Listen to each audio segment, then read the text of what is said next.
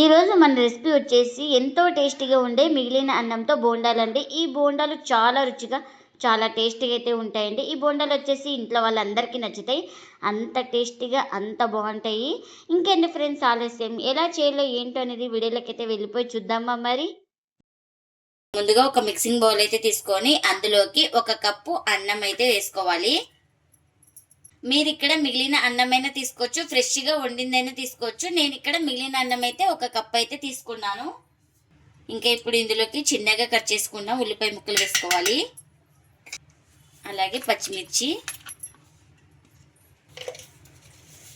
ఇందులో రుచికి తగినంత సాల్ట్, అలాగే 1 స్పూన్ దాకా జీలకర్ర, ఇంకా ఇలా చిన్నగా కట్ చేసుకున్న కొత్తిమీర కూడా వేసుకోవాలి.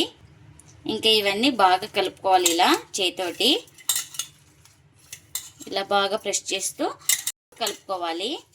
చూడండి ఇక్కడ చూపిస్తున్నాను కదా వీడియోలో, ఈ విధంగా బాగా కలుపుకోవాలి మనం అన్నీ వేసుకొని. ఇంకా ఇలా మొత్తం బాగా కలుపుకున్న తర్వాత ఇప్పుడు ఇందులోకి 1/2 కప్పు బియ్యం పిండి, అలాగే 1/2 కప్పు మైదా,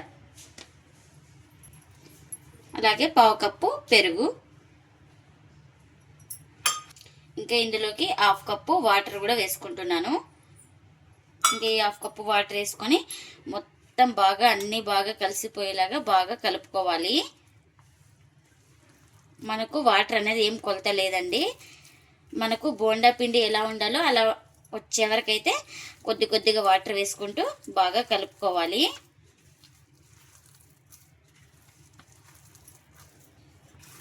ఇంకా చూడండి మొత్తం ఇలా బాగా కలుపుకోవాలి. ఇంకా నేను ఇక్కడ పిండి చూపిస్తున్నాను కదా, ఈ విధంగా అయితే ఉండాలి. ఇంకా కడాయి పెట్టుకొని ఆయిల్ కూడా పెట్టుకున్నానండి. ఆయిల్ కూడా హీట్ అయింది మనకు. ఇంకా ఇప్పుడు ఇలా బోండల్లాగా వేసుకోవాలి చిన్న చిన్నగా. మన ఇష్టం అండి, చిన్నగానే వేసుకోవచ్చు, పెద్దగానే వేసుకోవచ్చు.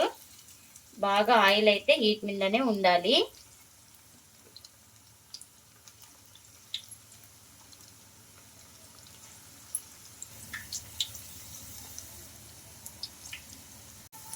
ఇంకా ఇలా కడాయికి ఎన్ని పడితే అన్ని వేసుకోవాలి.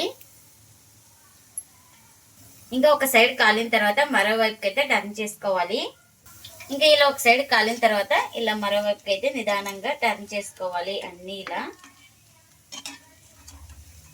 ఇంకా వీటిని అటు ఇటు తిప్పుతూ బాగా కలర్ వచ్చే వరకు అయితే ఫ్రై చేసుకోవాలి.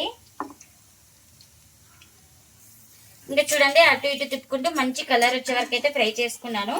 ఇంకా ఇవైతే రెడీ అయిపోయినాయి కదా, మనకు ఒక ప్లేట్లోకి అయితే తీసుకుందాం.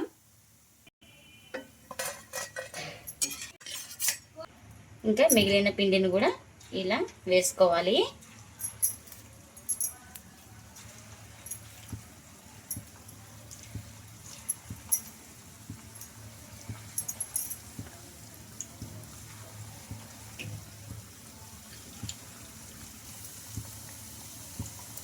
ఇంకా కడాయికి ఎన్ని పడితే అన్ని వేసుకోవాలి.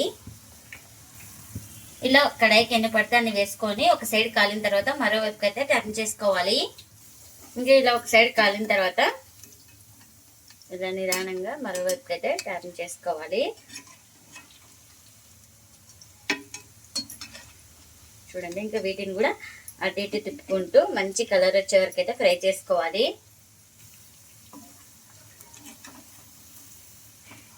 ఇంకా ఎన్నైతే అన్ని ఇలానే కాల్చుకోవాలి. మిగిలిన అన్నంతో అప్పటికప్పుడు చేసుకునే ఈ బోండాలు చాలా రుచిగా చాలా టేస్టీగా అయితే ఉంటాయండి. మనం ఇందులోకి ఏ వంట సోడా కానీ ఈనో కానీ ఏం వేయలేదు కదా, చాలా టేస్టీగా అయితే ఉంటాయండి. ఇలా మిగిలిన అన్నంతో బోండాలు చేసుకోండి, ఇంట్లో వాళ్ళందరికీ నచ్చుతాయండి. అంత టేస్టీగా ఉంటాయి. ఎప్పుడు ఒకే రకం బోండాలు కాకుండా ఇలా మిగిలినప్పుడు ఇలా అన్నంతో బోండాలు చేసుకుంటే చాలా ఇష్టంగా తింటారండి. అంత టేస్టీగా అయితే ఉంటాయి. ఇంకా ఇందులోకి పల్లి చట్నీ కానీ సాస్ కానీ ఏదైనా బాగుంటుందండి. ఇక్కడ నేను సాస్తో అయితే సర్వ్ చేస్తున్నా. చూడండి చాలా బాగున్నాయి. లోపల కూడా ఎక్కడ పిండి అయితే లేదు, బాగా ఫ్రై అయిపోయినాయండి. మీరు కూడా తప్పకుండా ఒకసారి ఇలా అన్నంతో బోండాలు చేసి మీకు ఎలా వచ్చిందో కామెంట్ అయితే చేయండి ఫ్రెండ్స్. ఇదండి ఇవాల్టి వీడియో. ఈ వీడియో కనుక నచ్చితే ప్లీజ్ లైక్ చేయండి, షేర్ చేయండి, కామెంట్ చేయండి. అలాగే లైక్ చేసి సపోర్ట్ చేయండి friends. Thanks for watching. Bye bye.